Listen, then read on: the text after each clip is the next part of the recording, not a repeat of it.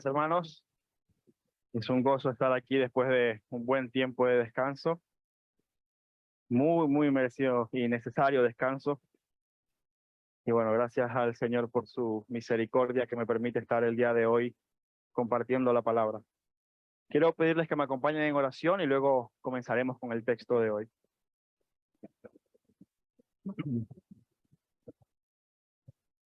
Padre, es con profunda reverencia que vengo delante de ti, temeroso y tembloroso, realmente asombrado de cómo tú entregas tu palabra, entregas tu obra en manos de hombres inadecuados, de hombres débiles, de hombres que luchan con su carne cada día como yo. Y sé que solamente por tu pura misericordia que puedo el día de hoy predicar tu palabra. Te pido, Dios, que me ayudes a serte fiel a ti, que seas tú exaltado en esta tarde, que sea tu palabra actuando en nuestras vidas, en nuestras mentes, en nuestros corazones, convenciendo de pecado, exhortándonos a la obediencia, animándonos y consolándonos en tu amor. Y te pido que tu iglesia sea hoy edificada, que podamos salir de aquí con un mayor conocimiento de quién tú eres, un mayor deseo de obedecerte y un mayor amor hacia ti. Gracias, mi Dios, por este privilegio. En Cristo Jesús. Amén y amén. Bueno, quiero comenzar con una pregunta un poco inusual. Quiero preguntarte, no sé si soy yo el que está haciendo esto, ¿sí? ¿Mejor ahora? Parece que sí. O no lo sé. ¿Qué hermanos te ponen?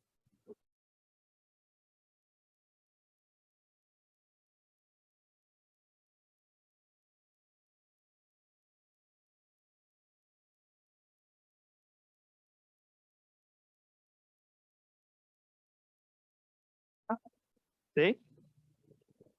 ¿Mejor? Eso. Gracias. Bueno, la pregunta con la que quiero comenzar es, quiero preguntarte, ¿qué tal dormiste anoche? Y no voy a hablar de los esposos que roncan en la noche. Amada hermana, si estás sufriendo de eso, más que la predicación, el codo santo es lo que te podrá dar alivio. Pero quiero preguntarte de verdad, ¿cómo dormiste anoche? Y no me refiero solamente al descanso físico, que sí, evidentemente incluye eso, sino también a cómo reposó tu alma ayer por la noche. Lo que me interesa saber es si verdaderamente en quietud pudiste decir, tengo descanso y reposo en mi Señor. Quizás hace mucho tiempo en tu vida que no experimentas este descanso. Quizás hace mucho tiempo en tu vida que no experimentas el reposo y que cada vez que duermes te sientes cada vez más agotado, afligido, cansado. O quizás sí, puede que a lo mejor estés en un periodo en tu vida en el que el Señor por su misericordia te permita confiar en Él de tal manera que puedas descansar. Pero la verdad es que todos nosotros hemos tenido etapas en nuestra vida en los que la angustia y la preocupación nos quitan el sueño. En los que los problemas de la vida vienen a nosotros, inquietan nuestros pensamientos y nuestros corazones al punto de que ya no podemos ni siquiera dormir en paz. Ahora, es cierto que a veces el insomnio puede tener causas hormonales y químicas, pero creo que muchas veces esos cuadros clínicos no empiezan siendo tan severos al inicio, sino que comienzan con una preocupación, un pensamiento inquietante que luego se transforma en una ansiedad, en una angustia, a tal punto que ahora solo podemos conciliar el sueño por medio de un medicamento. Quizás lo tuyo no es un medicamento, quizás hay otros que usan la droga del entretenimiento para aquietar sus almas. En esta era digital es muy común irse a la cama con el teléfono en la mano, viendo, consumiendo contenido, porque no podemos irnos a dormir a una hora razonable. En el momento que apagamos todo y hay silencio, entonces nuestros pensamientos y corazón se empiezan a acelerar con las preocupaciones de la vida. Hay personas que para evitar eso comienzan a consumir contenido en los móviles hasta que ya con los ojos cuadrados el sueño los vence. Pero a lo mejor no es el entretenimiento, sino la ocupación. Personas que trabajan y trabajan y trabajan intentando controlar la situación para tener un resultado diferente al que tanto les agobia. Por eso te pregunto, ¿cómo dormiste anoche? ¿Cómo te preparaste para descansar ayer por la noche? Mi deseo es que después del mensaje de hoy, a partir de esta noche, tu hábito de sueño sea completamente diferente, producto de una confianza en Dios mayor que la que hemos examinado o expresado con nuestro insomnio. Así que el día de hoy vamos a estudiar el Salmo 4, un salmo que nos invita y nos lleva del camino de la angustia al descanso. Vamos a ver al rey David pasando por situaciones verdaderamente angustiantes, pero yendo de esta preocupación a un verdadero reposo en Dios. Así que quiero pedirte que leas conmigo el Salmo 4, versículos del 1 al 8, que es todo el Salmo. Y luego pasaremos al mensaje. Voy a leer de la Nueva Biblia de las Américas, pero puedes seguirme con cualquier versión, hermano. Dice así: cuando clamo, respóndeme, oh Dios de mi justicia. En la angustia me has aliviado. Ten piedad de mí, escucha mi oración. Hijos de hombres, ¿hasta cuándo cambiarán mi honra en deshonra?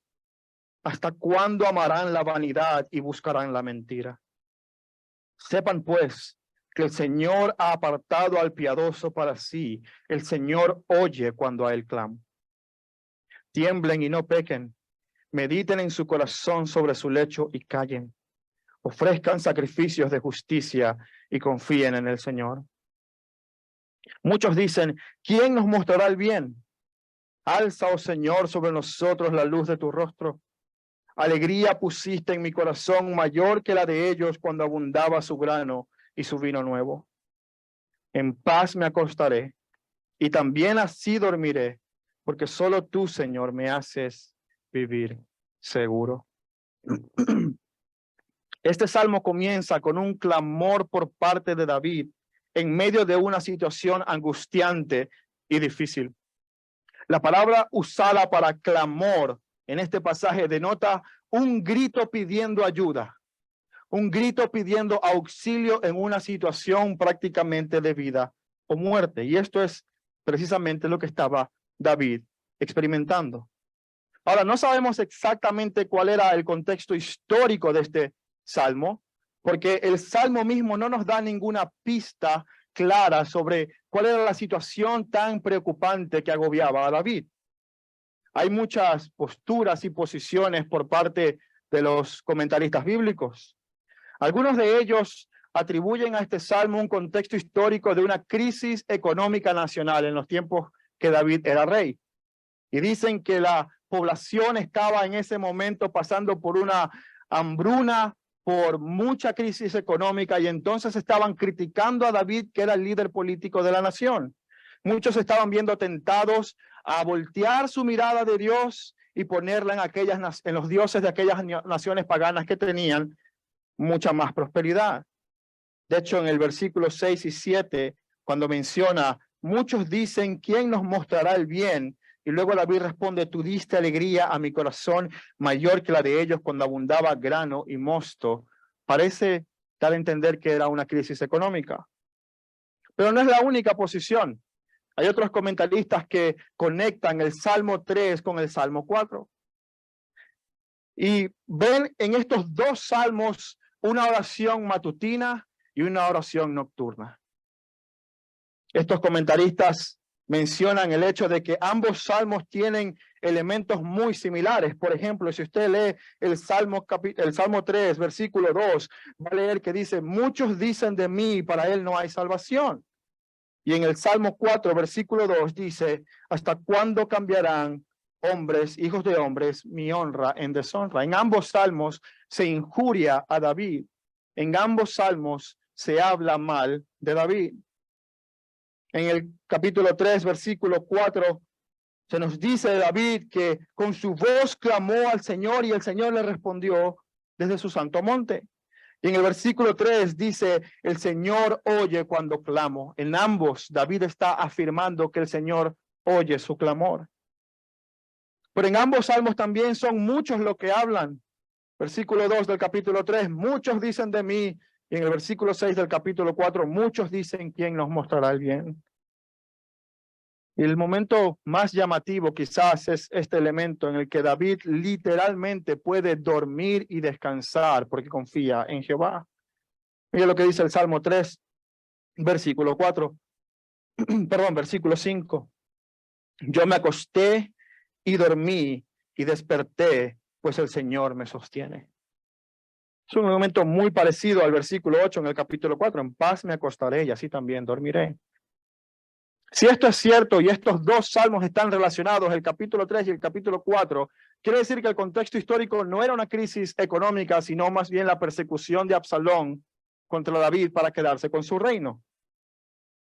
Ahora, hay evidencias en el texto para creer esto. Cuando leemos el Salmo 4 y lo comparamos con algunos de los eventos narrados en 2 de Samuel, versículo 15, vemos que hay algunas menciones que David hace en su oración que se pueden corresponder con eventos en la rebelión de Absalón. Por ejemplo, Salmo 4:2, cuando dice, ¿hasta cuándo cambiarán mi honra en deshonra? Puede corresponderse a lo mejor con 2 de Samuel 15:3, en el que Absalón estaba intentando cambiar el corazón del pueblo de Israel, difamando al rey. Dice así el texto, entonces Absalón les decía, mira, tus palabras son buenas y justas, mas no tienes quien te oiga de parte del rey. En otras palabras, el rey no se interesa por ti. El rey realmente no le importa tu necesidad como su pueblo.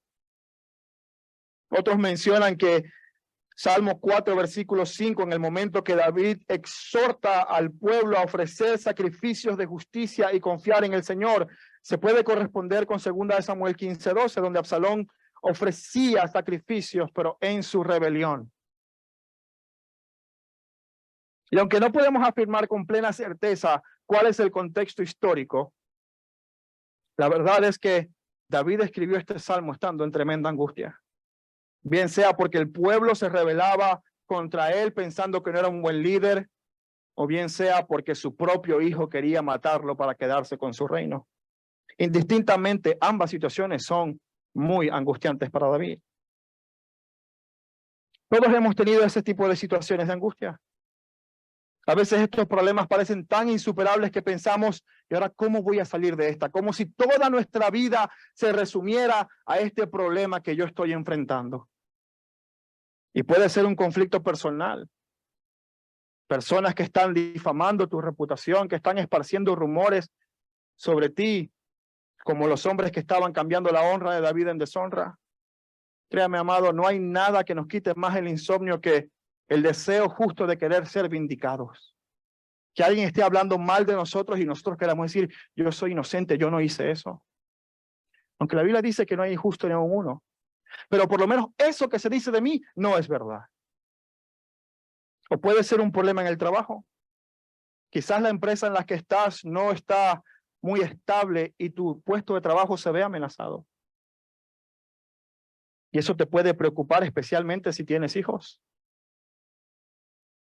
O quizás son problemas personales en el trabajo y entonces combinas las dos.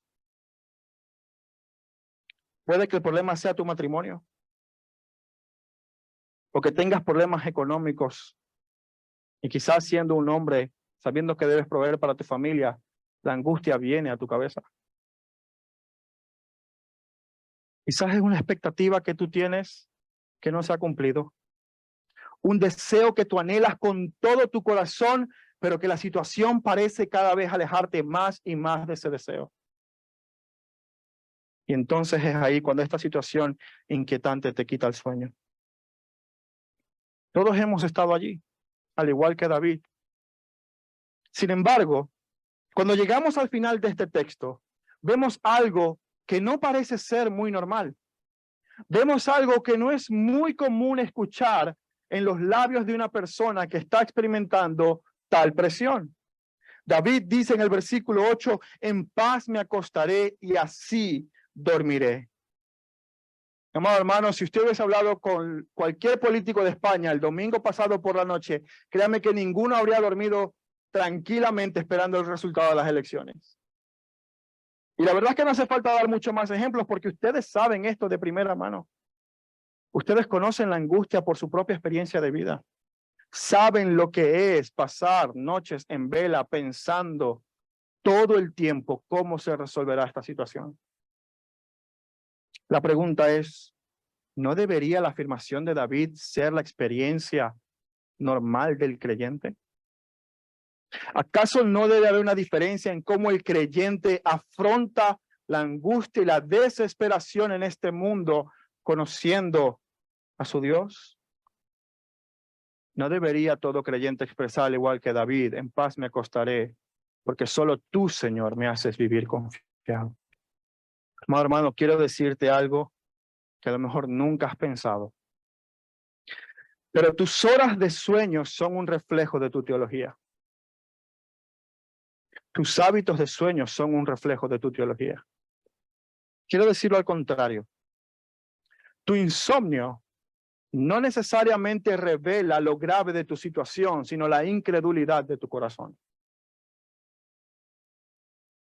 Este salmo nos muestra a David, el rey ungido, pasando de la angustia al descanso. Hermano, esto ha sido una realidad en mi vida hasta hace unos años. Y la verdad es que puede ser una realidad en la tuya también. La pregunta es entonces, ¿cómo respondemos ante estas situaciones? Pues en primer lugar, hay una manera de responder ante la angustia y la aflicción que no es correcta. Esta manera de responder es aquella que genera en nuestro corazón una amargura y una ira y frustración profundas. Mira lo que dice el versículo 4 del texto. Tiemblen y no pequen. No es casualidad que el apóstol Pablo en Efesios cita este mismo texto diciéndole a los efesios, airaos, pero no pequéis. Porque hay una ira que es justa, que se manifiesta en contra de la injusticia y del pecado. Esa es la ira santa de Dios y que también el pueblo de Dios puede sentir. Pero cuando en nuestro corazón lo que se genera es una ira amarga, producto de no tener aquello que tanto deseo, entonces es cuando el pecado se manifiesta. Una manera incorrecta de responder ante las situaciones difíciles es permitiendo que la amargura se enraice en tu corazón. El autor de Hebreos a los cristianos que estaban siendo perseguidos les dice en Hebreos 12:15, mirad bien, no sea que alguno deje de alcanzar la gracia de Dios, que brotando alguna raíz de amargura os estorbe y por ella muchos sean contaminados. Cuando las cosas no salen como yo quiero, cuando mis expectativas no se cumplen, entonces lo que puede brotar es la amargura. Y esto es verdad en toda la Biblia. Tal fue el ejemplo de Noemí en Ruth 1:20. Después de haber perdido a su esposo y a sus 2 hijos, que no es una situación nada fácil, no es una situación nada fácil. Si nosotros la viviéramos, seguramente responderíamos incluso peor. Pero Noemí, después de pasar por ese sufrimiento, dice, no me llaméis más Noemí, llamadme Mara, porque la mano del Todopoderoso me ha puesto en gran amargura. Las situaciones difíciles tienden a venir a nuestra vida para revelar lo que hay en nuestro corazón. Cuando vienen los problemas, lo que ese problema pone en evidencia es la verdadera naturaleza y los caminos más profundos de tus pensamientos y tu corazón. No es tanto la situación en sí, sino cómo tú respondes a ella. Ninguno de nosotros está exento de esto. De manera muy sutil, la amargura se va enraizando en nuestro corazón hasta el punto que solamente produce ira y frustración. Y cuando ya estoy en ese punto, empiezo a echar sobre los demás aquello que debería venir a echar sobre Dios. Entonces, pues, ¿cómo respondemos? Pues no es dejando que la amargura llene nuestro corazón. Lo que vemos en el siguiente frase de este versículo es la manera en cómo el rey de Dios, en este caso David, exhorta al pueblo a responder. Y fíjense lo que dice: mediten en su corazón sobre su lecho y callen. Mediten en su corazón sobre su lecho y callen. Meditar y callar es la mejor manera de responder. Ahora, no es casualidad que David le diga a sus compañeros: mediten en su lecho. Eso es, en sus camas. Definitivamente este es un salmo que nos anima a prepararnos mejor al momento de dormir, al momento de descansar. Porque es cuando ya estamos en cama, cuando hemos dejado todas las ocupaciones, que a lo mejor los pensamientos inquietantes vienen a nuestra mente. Por eso la respuesta a la pregunta que te hice al principio del sermón, ¿cómo has dormido?, va a depender en gran medida en cómo te prepares para dormir. ¿Cómo te preparas tú para ese momento de quietud y reposo en el Señor, confiando en que Él te sostiene? En que literalmente puedes irte a dormir porque tú no eres el que controla toda la situación, sino que es Dios.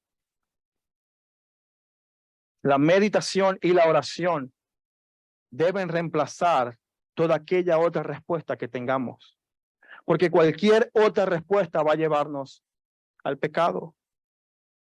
Puede ser el entretenimiento, puede ser la queja, puede ser hablar con alguien más que no sea Dios y dirigir tu queja hacia alguien más y no hacia Dios. Puede ser el afán y trabajar y trabajar y trabajar y trabajar para sentirte que estás en control de algo. Pero nada de esto va a quietar tus pensamientos. Nada de esto va a liberar tu corazón de la angustia. Fíjate cómo David medita y ora en medio de esta situación. En primer lugar, él medita en el carácter de Dios. Salmo 4:1. Fíjense lo que dice: cuando clamo, respóndeme, oh Dios de mi justicia. David no está escogiendo un atributo de Dios al azar. David está afirmando que en medio de hombres que lo están injuriando, que están hablando mal de él, Dios es su justicia. Dios es quien justifica, Dios es quien juzga, Dios es quien vindica. Es Dios. No tiene que hacerlo David. Dios es su justicia. Él sabe quién es aquel que le justifica. Recordar el carácter de Dios en medio de las situaciones difíciles de la vida es lo que nos preparará para que nuestro corazón responda de una manera bíblica y piadosa. En segundo lugar, David responde recordando lo que Dios ya ha hecho. En la angustia me has aliviado. David recuerda cómo en angustias pasadas el Señor ya le ha librado y le ha permitido descansar. Amado hermano, ¿cuántas veces has respondido a tu problema recordando los atributos de Dios? ¿Cuántas veces has ido a la cama pensando en ese problema y diciendo: el Señor es mi justicia? ¿Cuántas veces has orado: Dios mío, alivia este dolor que tengo, porque aunque es muy grande, tu consuelo para tus hijos es mayor? ¿Cuántas veces has orado así? Brad Hambrick ha escrito un libro corto sobre cómo los atributos de Dios nos ayudan a enfrentar los problemas de la vida. Y en este libro, él habla sobre cómo nuestra teología se transforma en práctica cuando enfrentamos situaciones difíciles. Él dice: cuando tenemos una experiencia, un evento, una situación que vivimos, esta vivencia la evaluamos de una manera positiva o negativa. Y después de que la evaluamos, expresamos nuestra creencia en un comportamiento.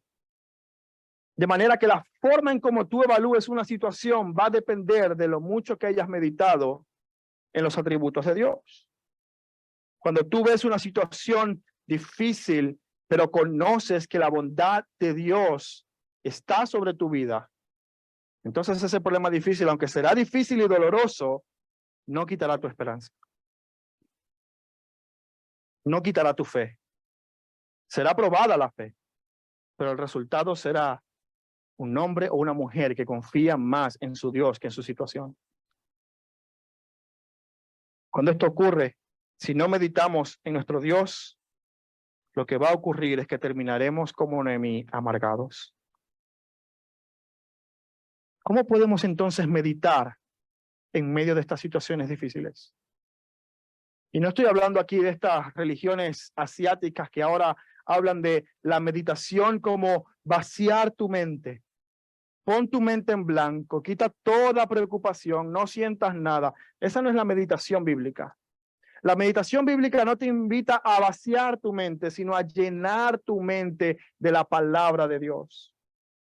No es deja de pensar en todo y concéntrate en ti. No, es deja de pensar en ti y en tu situación y recuerda quién es tu Dios. Así que lo primero que podemos hacer, en primer lugar, es identificar qué tipo de situación estoy viviendo. Y creo que esto probablemente lo hacemos mucho, pero no de una manera muy intencional. Ahora, ¿qué tipo de situación estoy viviendo? Pueden haber dos tipos, hermano. Puede haber la consecuencia de un pecado, que puede ser propio o de alguien más. Mi propio pecado va a traer consecuencias dolorosas a mi vida, porque eso es lo que hace el pecado, siempre trae muerte. Pero puede ser que no sea mi pecado, puede ser el pecado de otra persona que me ha afectado a mí. Y ahora yo estoy viviendo estas consecuencias dolorosas porque alguien ha hecho algo malo y me ha hecho un mal. O simplemente puede ser la consecuencia de vivir en un mundo caído donde las cosas no salen bien. En este mundo las cosas van a fallar, el coche se va a echar a perder. Pregúntele a Peter. Siempre va a ocurrir algo que sea trágico. Pero en segundo lugar, no te quedes meditando en la situación. Profundiza en el carácter de Dios y en cómo Él se ha revelado en su palabra.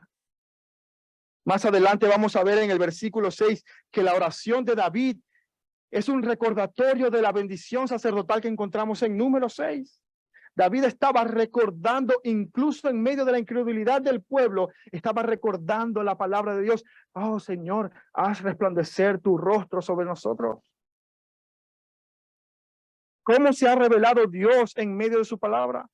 ¿Cómo trata Dios el pecado del ser humano? ¿Cómo lidia Dios con las consecuencias de nuestro pecado? ¿Cómo se compadece Dios de aquellos que están en necesidad y en sufrimiento? Y finalmente, responde la pregunta, ¿encuentro complacencia, seguridad y confort en quién es Dios? ¿Confío verdaderamente en lo que Dios dice? Y este puede ser el paso más complejo, porque entender la situación y buscar información acerca de Dios puede ser relativamente fácil.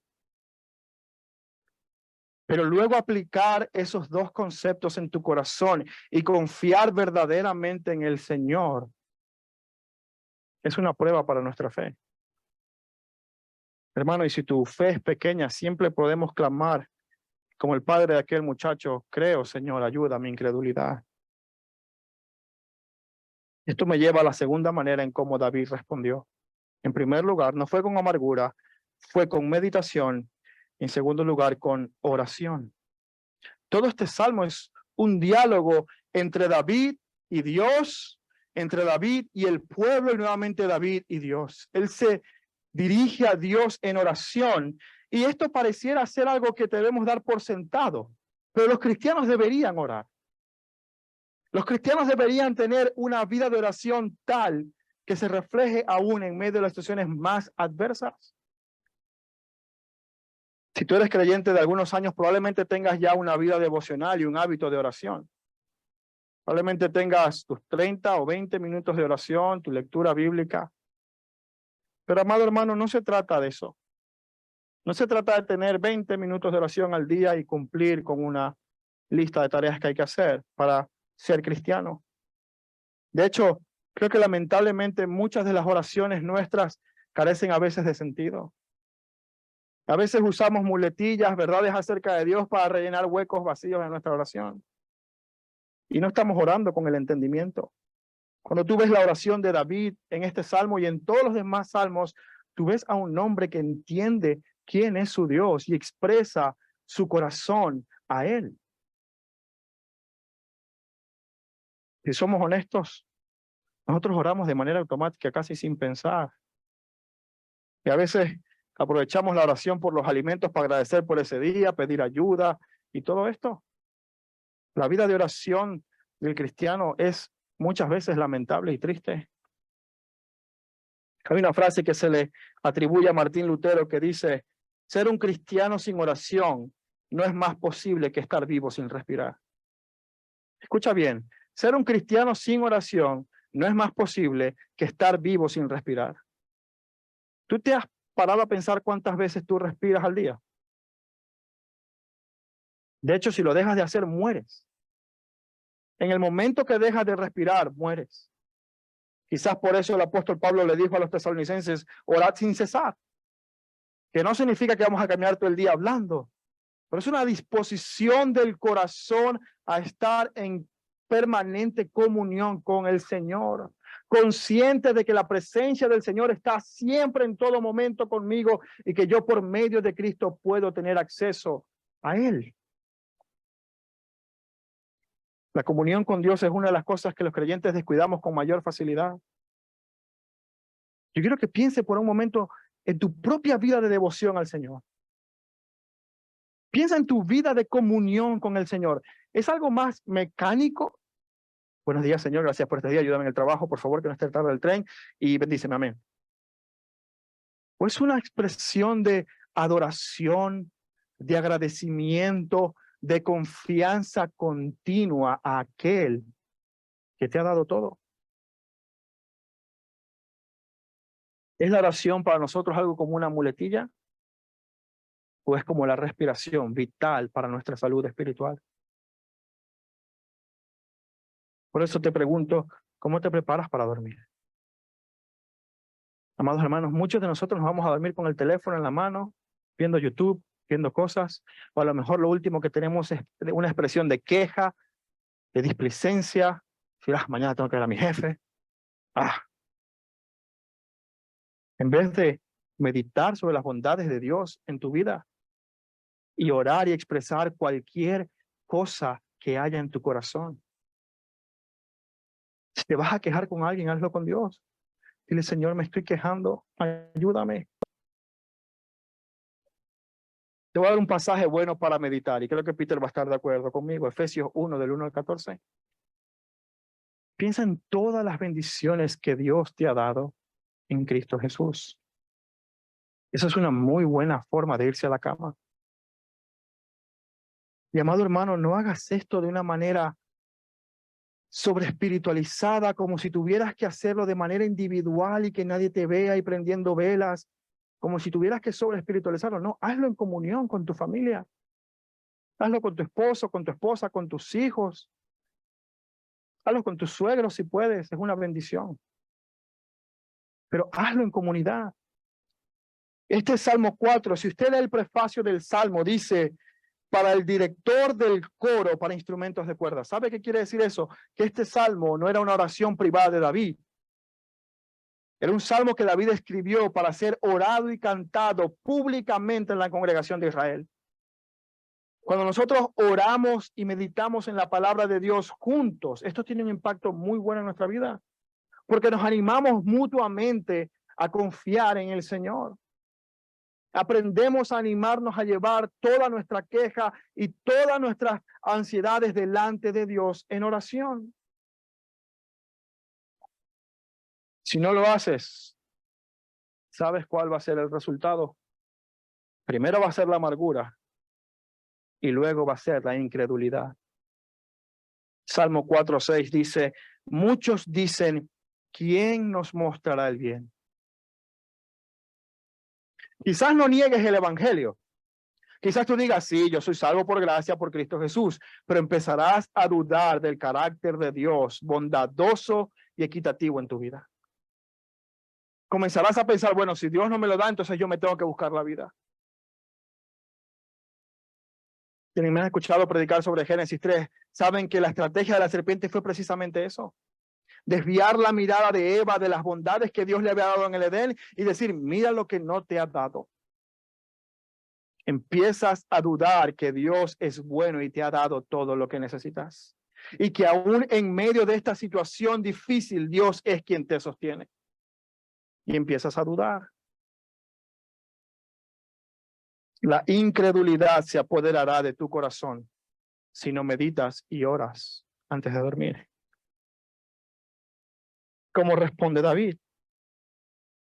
En la siguiente frase. Alza, oh Señor, sobre nosotros la luz de tu rostro. Fíjense que él no entra en un diálogo con el incrédulo diciéndole, pero ¿por qué piensas eso? Dios es bueno. No, David ora. David clama a Dios, diciendo, ellos no creen en Dios. Ellos no saben, ellos dudan de tu carácter, pero tú haz resplandecer tu rostro sobre nosotros. Y lo más probable es que David estaba recordando esta bendición sacerdotal. Jehová te bendiga y te guarde, Jehová haga resplandecer su rostro sobre ti y tenga misericordia de ti, y Jehová alce sobre ti su rostro y ponga en ti paz. No es casualidad que él diga, en paz me acostaré.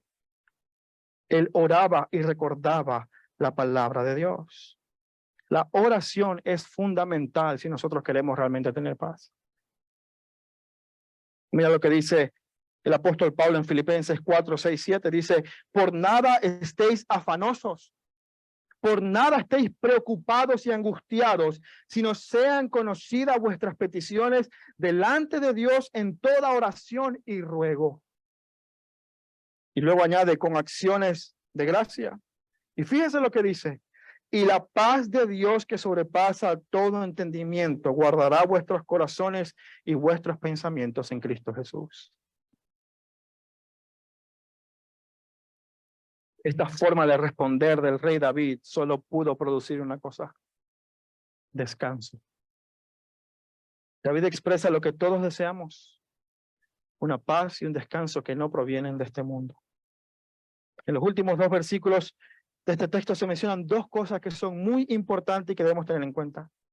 En primer lugar, en el versículo 7 se menciona un gozo mayor que el que da la prosperidad económica. Y en el versículo 8, una seguridad que proviene de Dios en vez de las circunstancias. La palabra paz en hebreo tiene la connotación de plenitud, de bienestar, de estar tranquilo. Y esta es la actitud en la que David se acuesta y se va a la cama, primero porque su alegría no proviene de sus finanzas. Pocas cosas en este mundo dan tranquilidad como el dinero. Cuando usted tiene una situación económica solvente, buena, estable, usted piensa que es Superman. Usted piensa que puede hacerle frente a lo que venga, a lo que sea. No le tengo temor a nada. Si hay enfermedad, yo pago el médico más caro. Sea lo que sea, mi situación financiera me permite hacer frente a lo que sea. La prosperidad económica da una sensación de bienestar que es real. Escuche bien, es real, pero pasajera. Es pasajera porque las finanzas no siempre están iguales. Los mayores niveles de estrés son aquellas personas que trabajan en Wall Street, constantemente pendiente de bajó 1%, subió 1%, porque su finanza y su estabilidad depende de eso. A un famoso rico le preguntaron cuánto es suficiente para tener paz y él dijo, nunca es suficiente. Por eso el apóstol Pablo le dice a Timoteo, en 1 Timoteo 6:17, a los ricos de este siglo manda que no sean altivos, y escuche bien, ni ponga la esperanza en las riquezas, las cuales son inciertas, sino en el Dios vivo que nos da todas las cosas en abundancia para que las disfrutemos. Las riquezas están hoy, las disfrutamos, y mañana no están y las extrañamos. Pero si nuestra esperanza está en la riqueza, lo único que esto va a proporcionarnos es ansiedad y problemas para dormir. Pero también hay una seguridad que viene de Dios y no de la circunstancia favorable. David dice, en paz me acostaré y asimismo dormiré. Y escuche bien, no dice porque la cosa está cambiando. Él dice, porque solo tú, Señor, me haces vivir confiado. Solo tú me das seguridad al momento de dormir. Nunca somos tan vulnerables como cuando estamos durmiendo. Si usted está durmiendo o sedado, le pueden hacer lo que quiere y usted no se da cuenta. Pero en paz puede dormir David porque sabe que la situación no va a venir encima de él y aplastarlo, porque Dios le da seguridad. En el momento que David escribe este salmo, Absalón todavía estaba persiguiendo su vida. Probablemente todavía estaba escapando para no morir. Pero ese riesgo de perder su vida nunca le quitó el sueño porque confiaba en su Dios. No es la cuenta bancaria, no es la seguridad personal, es Dios. Amado amigo que hoy nos visitas, déjame decirte que todo en esta vida es pasajero. Absolutamente todo en esta vida es pasajero. No importa cuán bien te vaya ahora mismo, puede que jamás enfrentes ninguna dificultad en tu vida. Pero hay un problema. Tus riquezas y tu bienestar no serán suficientes para justificarte delante de tu Creador.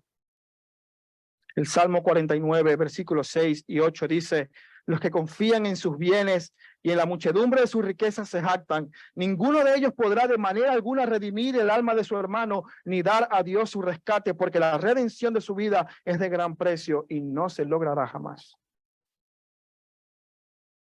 Cuando llegues delante de tu Creador y tengas que rendir cuenta, no podrás decirle, Dios, ¿cuánto vale mi alma? Y Él te dirá, oh, criaturas insensatas, no tienes ni idea del valor. No tienes ni idea del precio que hay que pagar para rescatar tu alma del pecado y de Satanás. Por eso solamente Jesucristo puede pagar el precio para librarnos a nosotros del pecado. Solamente Jesús tiene el precio suficiente que su sangre preciosa derramada, sufriendo la muerte que nosotros debíamos sufrir y resucitando con poder para darnos vida y reconciliarnos con Dios. Amado amigo, no queremos que perezcas con tus riquezas al final de tu vida. Te animamos a que el día de hoy reconozcas la necesidad que tenemos de Jesucristo. La necesidad de que Jesús pague el precio por tu libertad porque estás esclavizado al pecado. Así una vez estábamos todos nosotros y hemos experimentado un gozo y una seguridad que no vienen de esta vida, sino de la venidera. Pero amado hermano, también tú tienes que aprender que este es un descanso que no viene de la circunstancia. A veces como cristianos pensamos que porque creo en Dios me tiene que ir bien en la vida. Y esa es la expectativa que los creyentes solemos tener. Bueno, yo creo en Dios, Dios me tiene que bendecir. Hermano, Dios no tiene que hacer nada. Dios no está en deuda contigo. Nosotros estamos en deuda con Él y Cristo la pagó. Ahora vivimos vidas agradecidas porque Él ha quitado de nosotros una carga pesada que no podríamos resistir en el juicio. Si eres creyente, tu mayor deseo no debe ser tener una vida llena de favor en este mundo. ¿Sabes cuál debe ser nuestro mayor deseo? Tener una dependencia y confianza en Dios tal que cuando venga la dificultad yo no blasfeme de mi Dios, sino que le agradezca y confíe en Él en medio del sufrimiento. Ese debe ser mi anhelo. Poder decir con David, me acostaré en paz y dormiré, porque aunque mi vida corra peligro, tú me sustentas. Como decía Job, aceptaré lo bueno de Dios y no lo malo de Dios. Ahora, hermanos, es posible que cuando leamos los salmos tengamos mucha confusión al respecto de esto. Porque los salmos suelen transmitir una idea de bendición que puede ser mal interpretada por muchos de nosotros. Si usted lee, por ejemplo, el Salmo 1 y lee el versículo 3, será como árbol plantado junto a corrientes de agua que da su fruto a su tiempo y su hoja no se marchita y todo lo que hace prospera. Usted coge ese salmo y dice, hermano, voy a emprender un negocio porque la Biblia dice que todo lo que yo haga prosperará. Pero si usted luego lee capítulo 73 de Salmos, versículos 3 y 4, va a leer diciendo, porque tuvo envidia de los arrogantes, viendo la prosperidad de los impíos, porque no tienen congojas por su muerte y su vigor está entero. Los salmos transmiten una tensión que es difícil de reconciliar. Por un lado nos afirman que la bendición de Dios está sobre los justos y que el juicio de Dios está sobre los impíos. Pero la realidad de nuestra experiencia es que parece que vemos que los impíos han ganado. Y si usted va por la calle, usted va a ver a personas que son completamente rebeldes delante de Dios, completamente prósperas y sin ningún tipo de problema en su vida. Y pareciera que el creyente es el que más sufre en esta vida. Los salmos también transmiten esta tensión en sus oraciones.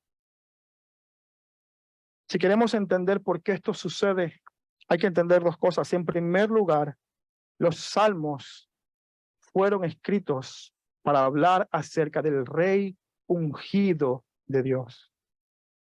El salmo no habla principalmente de mí, habla principalmente del rey ungido de Dios, históricamente David, pero de una manera profética Jesús.